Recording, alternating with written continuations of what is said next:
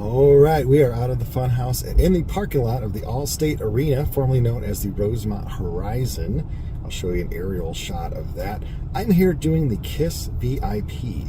For $1,000, you get to meet the band for 0.01 of a second. But hey, this is the fourth final show of KISS, and I want to intro this, obviously, with saying for the fans in Ottawa and Toronto and Knoxville, man, that sucks that they did not.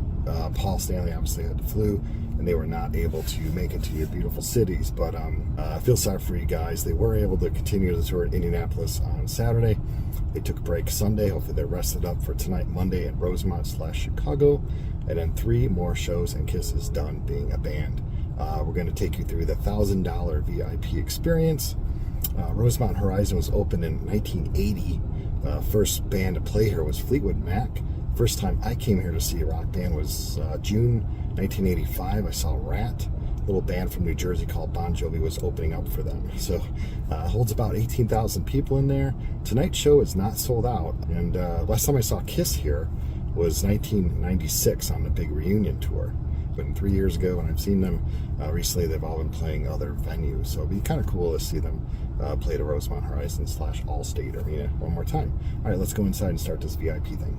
All right, so from there, I left my car, stood in line. Standing in line is something I should get used to on these VIP things. It was about 20 degrees outside with a killer wind. So I only planned to spend about 15 minutes outside, but it turned into 45 minutes. They were a half hour late. They told us to get there at 3. They opened the doors a little bit after 3:30. Everyone was frozen and more than anxious, you might say, to get the hell inside where it's a little bit warmer. Another long line. They split the lines. I didn't know, but you could just pay for a sound check only kind of VIP experience, but I was in the other VIP experience that included a little more.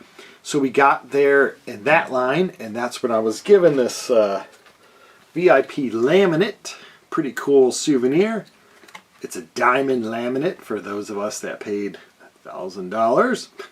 And end of the road laminate there, so it's pretty cool. I was given drink tickets, and then from there we were told to kind of use the merchandise booth, because when the general admission people started to come in, there'd be hundreds and hundreds of people in line, so they're encouraging you, hey, this is now the time to buy some KISS stuff. Included with this package is a $100 voucher for the KISS online store. And I thought I had enough cool items to kind of pick out that I didn't really need to purchase anything there, but we'll get to more of that later. And what I think I'm going to use my $100 on is use it towards for $270. I think they sell these platinum album plaques, so you could get it prescribed to yourself, you know, on your name on the plaque. So I think I may do one of those. They have one for the 4 solo albums, so I may get that. So we had at least an hour to wait outside in the arena hallway before we get allowed to go into the sound check. And you can hear them hitting random drums and stuff like that. And I'm trying to make small talk with the people around me about KISS, and I'm eavesdropping in on some of these people, man. They are in a different income bracket than I am. Oh, I flew to see them here and did that VIP, and I did this VIP over here, and I'm going to go to New York, and we got hotels for the weekend. And that I am blue collar and working class, and for me, $1,000 to spend on one night at a concert is insane, but I'm going to try to make the best of it. So, yeah, so I wanted to not go to the merch booth because I wanted to get in front of that line as much as possible, because it seemed like there are at least about 200 VIPs and then a lot more for the sound check only option. So I wanted to be in front of that line to get as close to the stage as possible for the sound check. So after an hour, they let us in, and boom, you are in the arena. I've been in this arena a lot for concerts, like I said, for hockey games, all kind of events there. And it was just taken over by KISS in a beautiful big stage they have there. So it really took a while just to absorb all that in, because that was my plan. I paid $1,000. I'm going to try to take in everything as possible. You take some pictures, get a little bit of video. I was able to get to the second row center pretty much, so I was really happy with that. I heard they throw picks out a lot between songs, so I was hoping, hey, maybe I can, you know, snag a pick and stuff. You know, just waiting a few minutes, and all of a sudden we hear some applause. Eric Singer goes up on the drum riser, starts hitting some drums. Gene comes strutting out.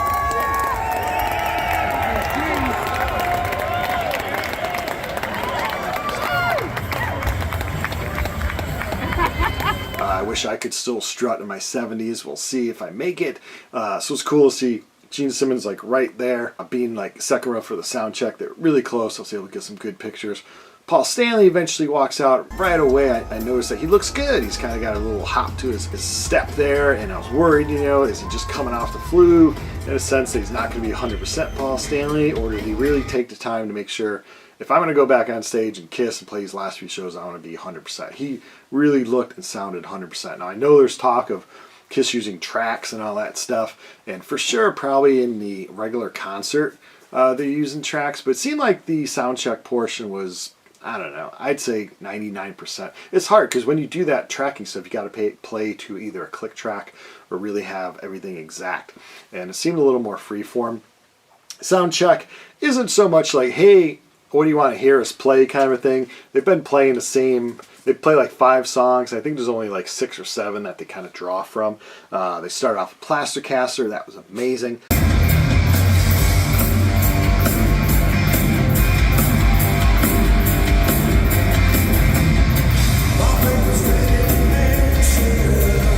I only recorded a few seconds into it because I'm like, I'm not going to hold my phone up. I'm sure somebody else is recording every instant of the sound check and the whole show. I'm not going to use my time holding that phone. I'm going to be like, yeah. So it was great. Jumping and singing along to Plastercaster, Hotter Than Hell. They did Shock Me. So it was just a nice opportunity to be that close to the group because I can't afford seats like that for the real show. So it's nice just to be that close and get some great pictures. No one beats Kiss on a stage show. After that, they did Going Blind, which is from Hotter Than Hell, a great song. One of the songs that when people say, Kiss is just, you know, explosions and people wearing paint, they have some great songs.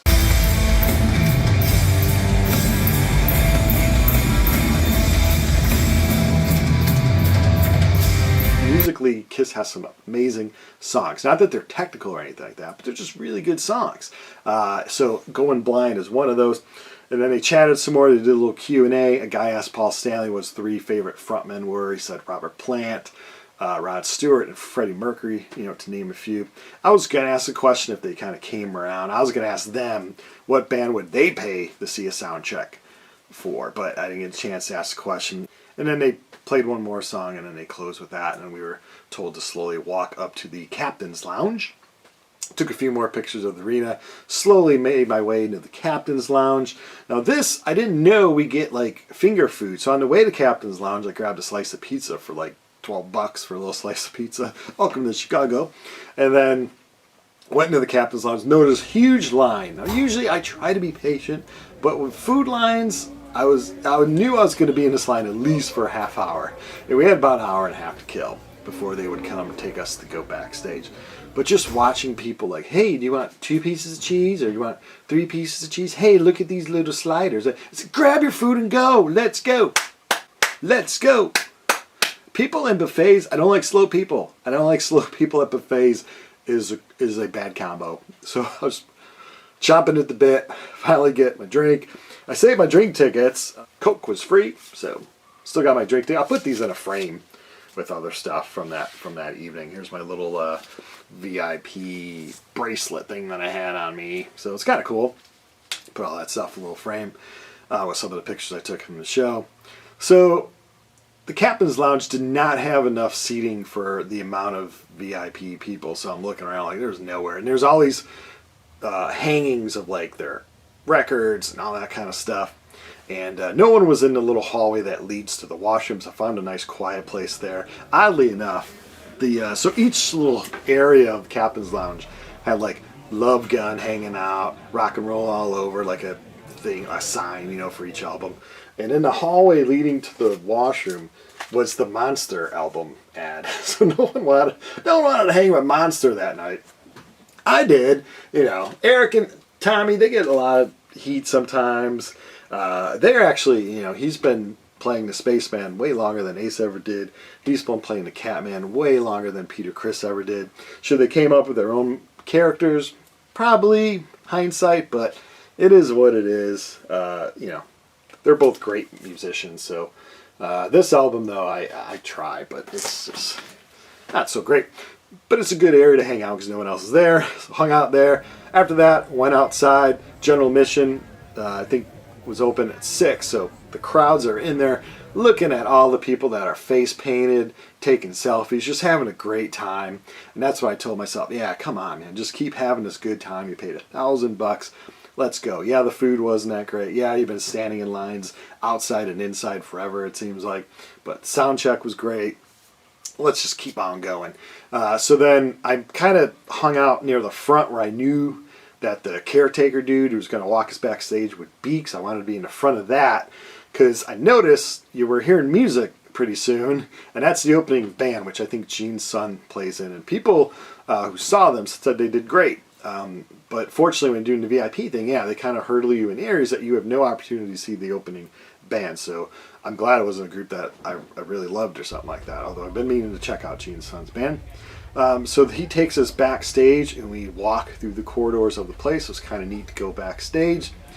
They start lining people up. It's really cool to look at their road cases. I took a picture of the KISS laser case. I don't know why, it just seemed pretty cool. It seemed like a cool thing to do. Waiting in line, the Ultra VIP people go first. They're the ones that I think paid like $4,000. You can pay more if you want to actually bring home a guitar from one of the people in KISS when they play the guitar for like a song or something, and they give it to you. But I think for the $4,000 you get to go up on stage, and for example, you get your picture in front of the drum set, you get your picture holding Gene's bass. I wasn't going to do that. $4,000 to me is no way. If I go to Africa or India for like 2 weeks, I'm spending about $4,000. I can't blow that in one night. No way. So I'm in this line. We're told it's probably going to be another hour. You know, what's another hour? You know, who cares? We're already spending so much time in line. I notice around the corner comes Chips Enough. Enough's Enough. One of my favorite groups. They have so many great records out there. A great power pop / kind of light heavy metal band. Great stuff. So I asked Chip for a quick selfie. Took a nice selfie.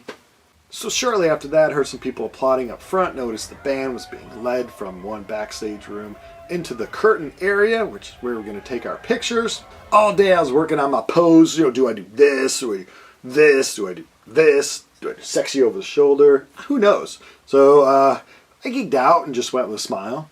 I don't really have a good smile, but it's the only thing that was working.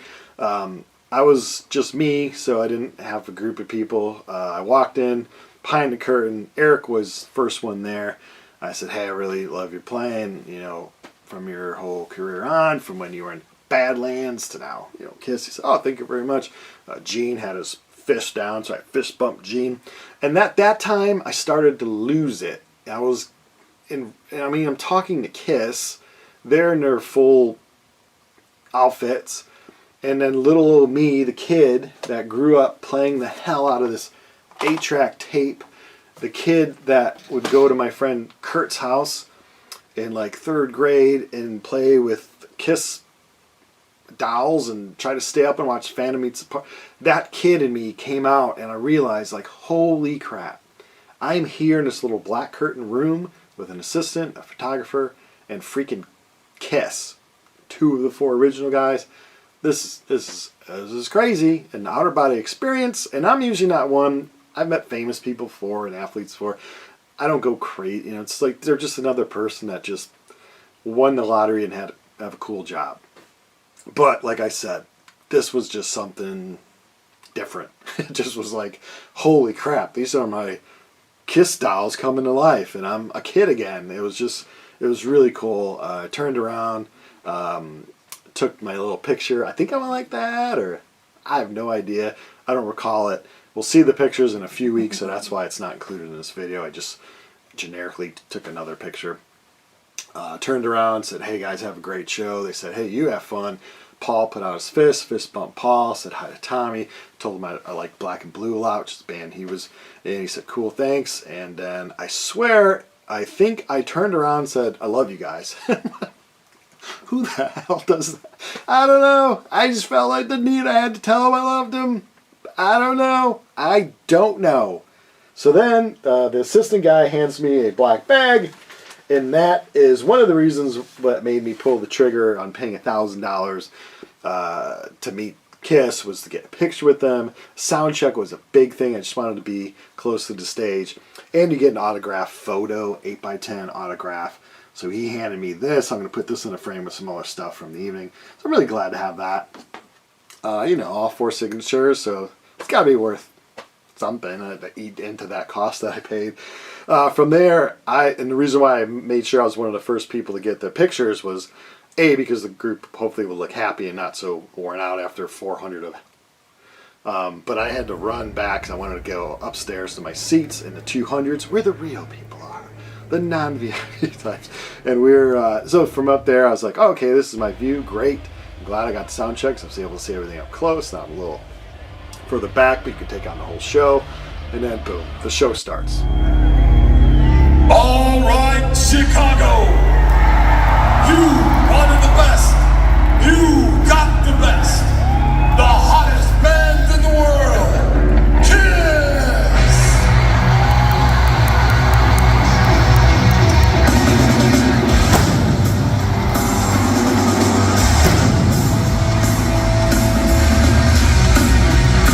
And I'm like, this is going to be the last time, the real last time I'm seeing Kiss.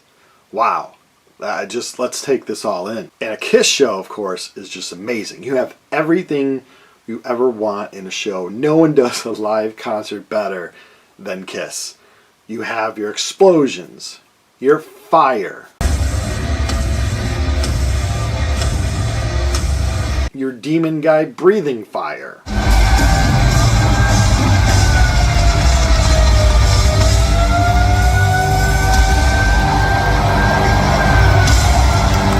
your demon guy bleeding, blood all over the place.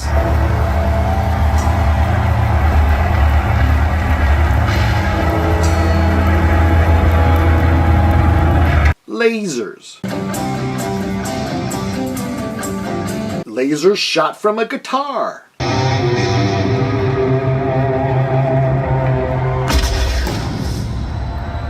Paul being Paul. Tonight's a time to celebrate all that we've done together. Kiss Army Chicago, you have never let us down! 10-minute drum solos going 9 minutes, probably too long.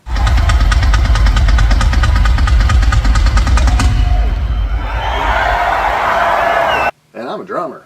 People dress up as a cat pretending to play piano.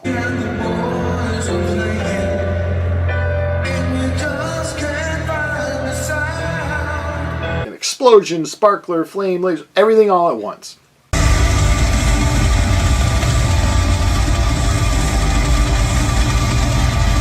It's crazy.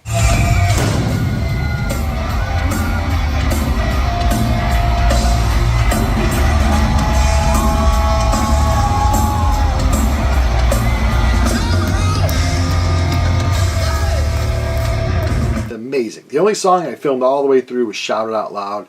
I didn't want to spend the evening like this or that. I just wanted hands free to rock and roll. Clap your hands, go like this, and rock and roll. So it was an amazing night, amazing concert. Had a great time. You know, it's kind of sad when Rock and Roll All Night comes on because you know it's the last tune.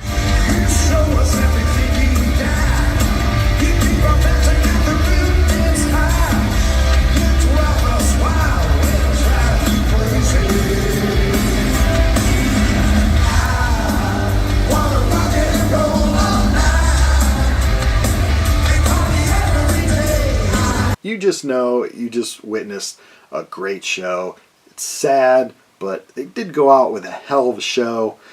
Set list was pretty much the same as when I saw them a few years before. The only thing they did was switch out Tears Are Falling to Making Love, which earlier Kiss songs. Fine with that. It was really good stuff. 2-hour show. Of course, anyone that's watching this, probably by the time you watch this, you know, there's only 3 shows left from this point, or the shows are all gone.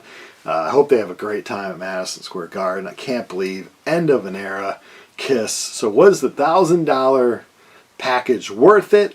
Even if freezing in line, even if, you got to wait in line to get food, wait in line to be let into the thing, and you're not sharing this experience with just a few people. There's a lot of people let in for these VIP things. Your picture, your time with the group is like less than a minute. You know, stand, pose, boop, next, let's go. Is it all worth it? Yeah, for me, I think it was. I think it was because I'd grown up a Kiss kid. I think if you're a casual fan, no. But yeah, if you want that experience, the only time you're going to be in a room with these people to get a photo. It was a great time. I left having a good time. I left having such a good time that I went back into the merchandise line, went into the line, picked out a few things that I got. One of the things I wanted to get was this program, the countdown program. Now, I got the End of the Road program 2021 when they played Tinley Park. So, I don't know. It feels a little thicker. I don't know if they just changed the cover out. Hopefully not. This feels heavier. So, I'm thinking they added a few things to it. So, that would be cool. You know, I collect it anyway. That was $40. For $30, this is the bag it all came in. You know, you got to collect. You got to hold on to this stuff because it's worth it. For $30, I got the World Tour poster. What I'm going to do, I think, is when I get the picture of me with the group, I'll just put it in the poster somewhere, and then put the ticket stub, like print out a ticket stub or something.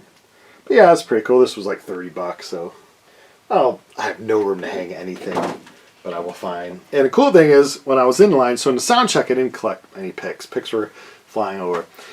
This guy's like, because the line was getting really huge, this guy's like, I don't want to wait in this line. Hey, dude, if you purchase me this item, here's the cash for it. I'll let you have a pick. And he's like, who do you like? I'm like, well, I like Paul Stanley. So he gave me a Paul Stanley pick. And then after I purchased the thing and handed to the guy, he gave me Eric and a Tommy Thayer pick also. And I was like, cool. And I'm glad he gave me the Eric and the Tommy pick, because when I got home, I'm like, where the hell's that Paul pick? So somewhere I dropped it in the arena. I think I reached for my car keys when I was in the arena. So somewhere, hopefully somebody found a Paul pick. But I did find a website online that sells the tour picks. So I got Paul and Gene to put with the two that I got that night. And I'll put it in the frame, probably with my little picture here. But yeah, hope everyone watching this, if you went to see Kiss, hope you had a great time.